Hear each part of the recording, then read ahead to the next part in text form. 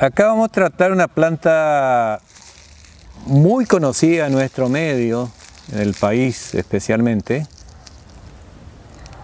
el famoso cedrón capí. ¿Por qué le decimos cedrón capí? Porque capí, todos sabemos, y los que poco tienen idea de su terminología, capí en guaraní significa pasto. Es como también se suele decir en español pasto limón, porque es una planta que tiene el desarrollo como un pasto, como un capí. A pesar de, digamos, nosotros todos conocemos los pastos como capí o los pastos chatos, digamos. En este caso es un pasto de mayor tamaño, pero no pasa una altura de 1 metro de altura, digamos. Y tiene una hoja del mismo formato de un pasto. O sea, la diferencia, digamos, de un pasto y del otro grupo de plantas como la hoja limón, la hoja de la menta, los pastos tienen las nervaduras alargadas, paralinervadas, como las vías de un ferrocarril. Es el término botánico que suele dar. Si sentimos su aroma, sentimos un sabor a limonado, tal así que el nombre científico de esta planta es Cymbopogon citratus. Su especie citratus hace alusión a su sabor a limonado. Una planta que se conoce en todo el continente americano porque fue introducido, su origen desde la India, la zona de Malasia especialmente, también la India y Malasia, del continente asiático, y introducida en nuestro país, y por el clima que se desarrolla, crece bien, pero no florece. Es una planta que se aprecia mucho, sus usos, digamos, son muy utilizados para los terrenos ondulados como cobertura, porque es fácil de su reproducción. Después veremos cómo se multiplica, es muy fácil, muy sencilla y muy noble esta planta porque se puede utilizar, se puede seguir cortando y la planta regenera nuevamente. Es una planta que una vez que está implantado en el terreno como tenemos esa hermosa planta, no desaparece tan fácil por varios años, salvo que se llega a tener una pudrición en la raíz, pero dura fácil más de 5 años. Es una planta que con un plantín, con una muda, con una guía, se sigue ampliándose, se forma como en forma de matas. Yo quiero hacer una demostración de esta primera parte de la planta. Si yo llego a cortar parte de las hojas de su desarrollo de la planta, esta parte aérea de esta plantín me sirve de utilización para muchos destinos, para obtener un aceite esencial y para uso como medicinal.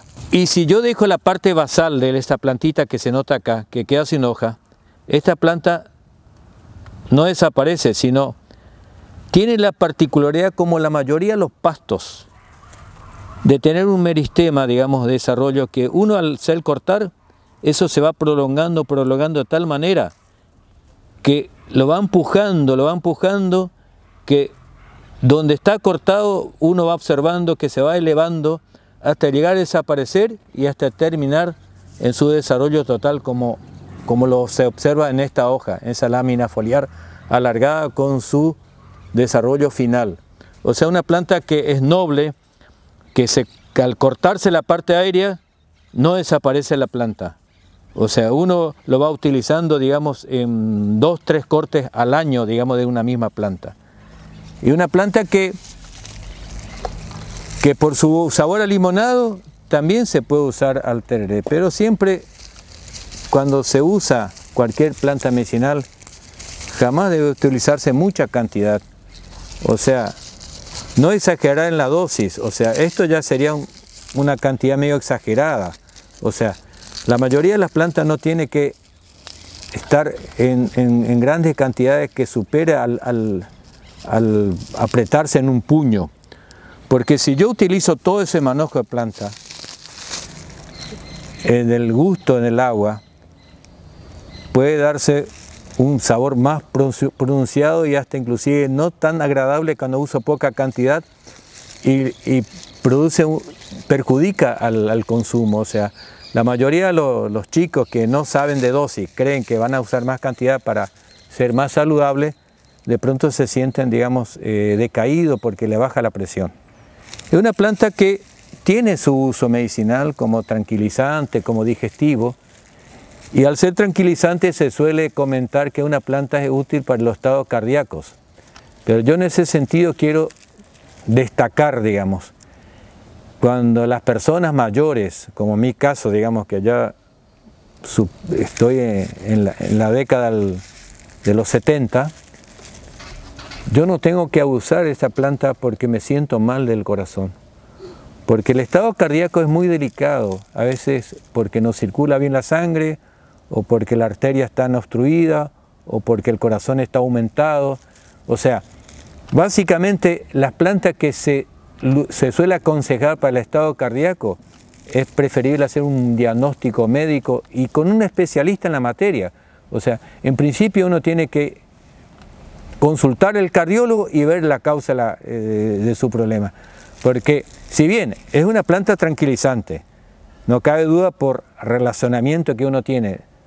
La persona tranquila, el corazón, no existe un estado acelerado del corazón. Pero eso es una cosa transitoria. O sea, uno no puede jugar, digamos, ni recomendar. Yo no recomendaría jamás ni una planta para el estado cardíaco porque sé que es un organismo muy delicado de nuestro cuerpo humano que se tiene que hacer una revisión. Hoy por hoy, la técnica, digamos, de la parte del corazón se avanzó tanto que ya no se basa solo con un diagnóstico, sino se hace como 5 o 6 estudios de ecodoppler, el ritmo, la ecografía del corazón. Es muy complejo. Entonces, ¿por qué cito todo eso? Porque si bien una planta es útil, se usa el estado como para darle gusto a nuestro tereré, que siempre estamos en la costumbre nuestra, el uso para el tereré, que es agradable. Podemos usar un té en poca cantidad de hojas, con una cantidad mínima que no supere una cuchara sopera en una taza. Eso es agradable al paladar y a su vez inofensivo para la salud. Pero si uno quiere curarse la planta sin saber su patología, es erróneo. Toda persona, digamos, que tiene mucho interés en conocer el valor de las plantas medicinales también quisiera saber cómo es su forma de reproducción. En este caso, en nuestro medio, esta planta no semillas. Toda planta que no semilla se reproduce por esqueje o por mudas. En este caso sería por mudas. ¿Cómo lo hemos lograr? Si sacamos una planta con su raíz y al tener poca raíz y al tener muchas hojas, al plantar en un lugar de mucho sol, que eso el sol no le perjudica, la planta se deshidrata. Entonces es aconsejable cortarlo a una altura aproximadamente de 20 centímetros de largo.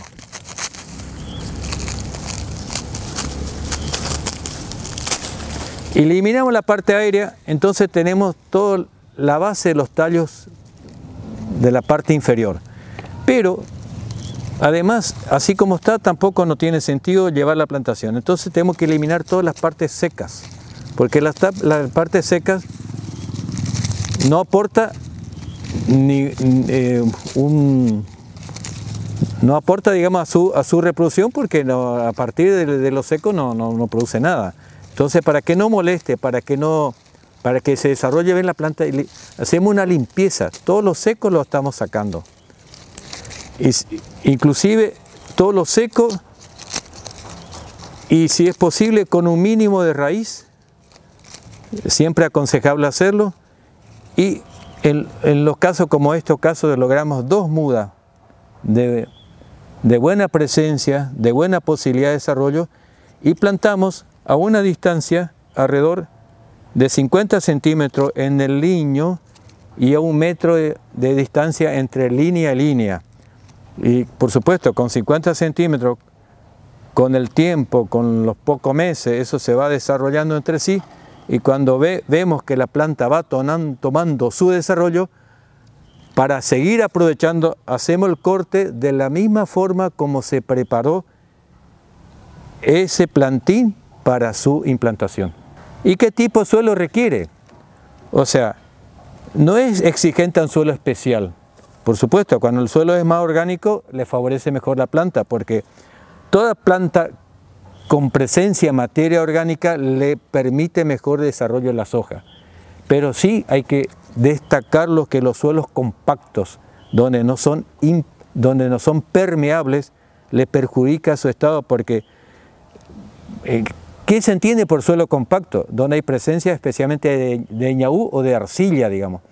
Y la arcilla no deja circular el agua, entonces con el estancamiento del agua, esa planta llega a perjudicarse y a no desarrollarse correctamente.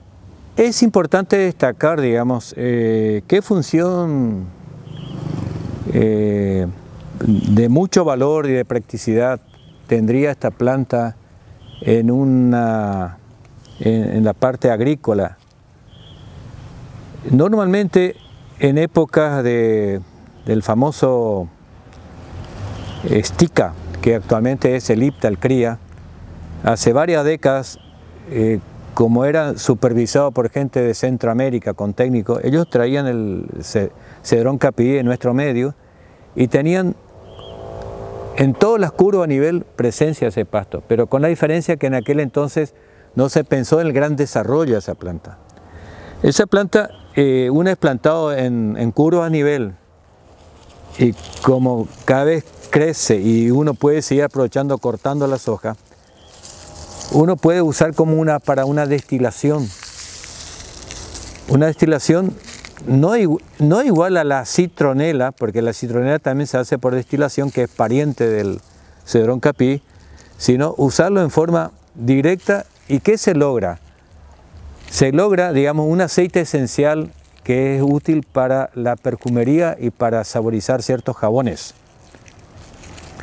El aceite esencial de esta planta te rinde, digamos, poca cantidad, pero tiene saber su aroma. O sea, te rinde en 100 kilos de hoja 1 litro de aceite esencial. Pero si uno quiere complementar, digamos, el uso de la destilación, que es nuevo en el país, que no hay gran industria, con excepción como se desarrolló con mucho auge en décadas anteriores con la hoja de la pepud, obteniendo el petit grain, es el cedrón capí. Se puede tener un aceite esencial. ¿Y qué se obtiene? Se tiene un compuesto químico conocido con el nombre citral. Pero quiero destacar, digamos, que uno puede complementar en las quintas, en los bordes, sobre todo en los suelos donde hay una superficie muy pronunciada, con otro pasto que es pariente también, pariente lejano, digamos, y también de la misma familia, también son gramíneas, son pastos, son capí, con la diferencia de que para no confundir con el cedrón capí, a este le denominamos capí cedrón. ¿Por qué razón? Porque su forma de pasto es más estrecha y su compuesto químico es parecido al cedrón capí. Esto tiene su compuesto citral de alta concentración, es poco divulgado y su presencia está en los campos y en la isla de Apipé. Es una posibilidad a futuro, digamos, pero primero tenemos que fundamentar bien para desarrollarlo, pero para que se conozcan y se valore que tenemos en nuestro medio una planta introducida de la India, el cedrón capí, y esta planta capí cedrón es nativa en nuestro medio, que es conocido en otro ambiente como nombre espartillo. Es muy poco usado como medicinal. Prácticamente no quiero ni mencionar el uso medicinal por su alto concentrado en esencias. Es preferible para el estado digestivo y el estado tranquilizante usar esta planta que hemos mencionado con mayor énfasis, mayor información de su forma de reproducción y de su cultivo en nuestro medio.